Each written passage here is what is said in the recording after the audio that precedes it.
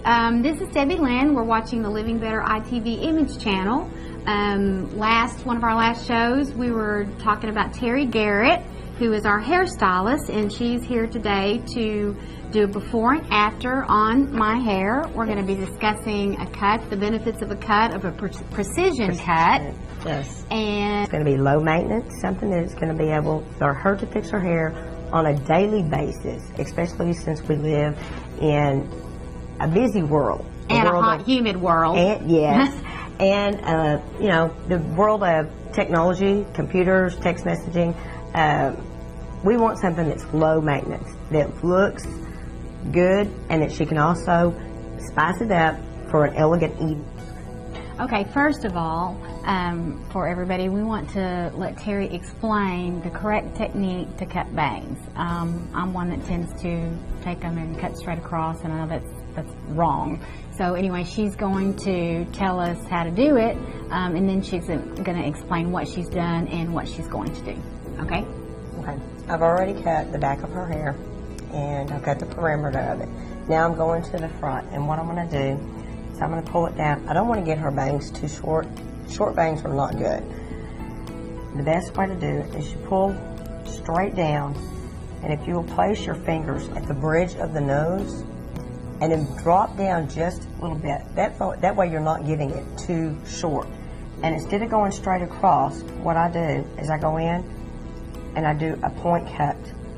What this is going to do is it's going to soften her hair, but also this is the part that is going to be around her face. So it's at an angle like this. It's going to also soften her facial features. Also, I've got a cowlick. Do you compensate for that in any way? Cut with the direction of the cowlick. You still want to do a precision cut, but with the way your hair grows right here, if you're wanting to wear it over that direction, it usually goes that direction. The theory behind cutting hair also is short hair pushes long hair. And if we cut it a little bit shorter here, after we finish getting it cut, we could go in here, put a guide in through here, cut it a little bit shorter over this direction. That short hair right there will therefore push that over and keep it out of your eyes that direction. Okay. Okay, and then we're going to go A to B to get to C. Take these long points, and we're going, I've already got this cut, and we're going to right here. So we're going to over direct that. Can you explain a little more clearly what over direct actually means? Well, over directing the hair, when I'm over directing it this way, I'm pulling that longer hair in the back forward. What that's doing is over directing it. So as it falls back this way, it's going to put a gradual layer in your haircut, therefore softening up the hair, taking a lot of the excess bulk out, and making it easier for her to maintain. So we're going to continue with the haircut now. See, that's scary right there. That's scary to me. This is? Yes. It's going to be very soft. Very soft. Because this right here is still long enough right here that you can pull back to right here. Okay. So we'll scoot over in front of you for just a minute. If you could turn your head this way.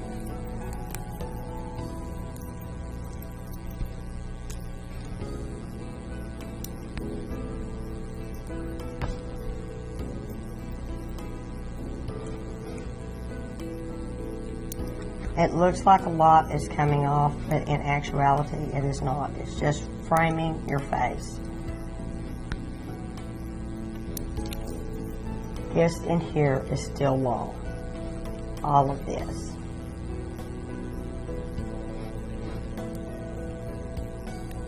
Perfect.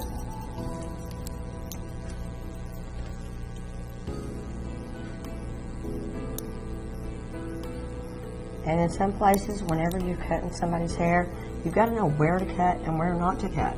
If there's no hair there to cut, you don't cut it. A lot of people think that you have to, when you're giving a haircut, you have to cut every single hair on the head.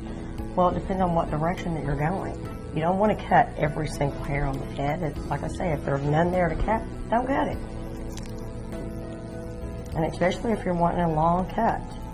Something with longer hair and you're wanting parts of it to grow out, parts, you know, to keep shorter. And you just follow your guide.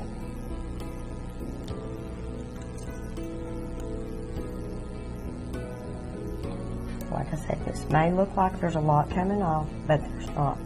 And as I'm cutting it, I am point cutting inwardly. So what this is going to do, this is framing your face. It's seeing it out right here by your eye.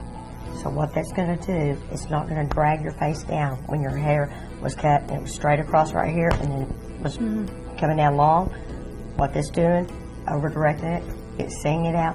What that is doing, in essence, it is bringing your eyes back here, therefore lifting your face. Good. Okay? Lift away. Lifting away, absolutely. And like I say, don't look at that long hair right there, okay? It's kind of freaking me out. Yeah, no fear, no fear. You are going to love it, and it's going to take, this is going to take 10 years off of you.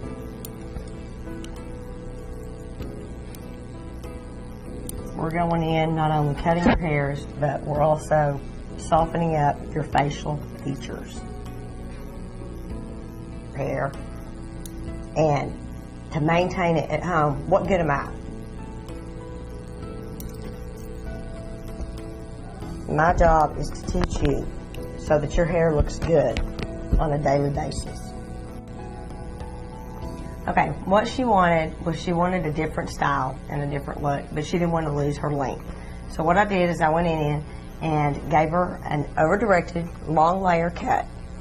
After cutting her hair, I blew dry her hair and in the same direction that I cut it, going everything forward. For her to do it herself, it would be real easy for her just to turn her head upside down and blow it dry and then flip it back. And this is pushed away from her face. I showed her also how to use the hairspray without it being spraying it directly on her hair. You can spray it on your hands and then just kind of run it through where you want. That way it still gives her a soft, a subtle look, and here she is.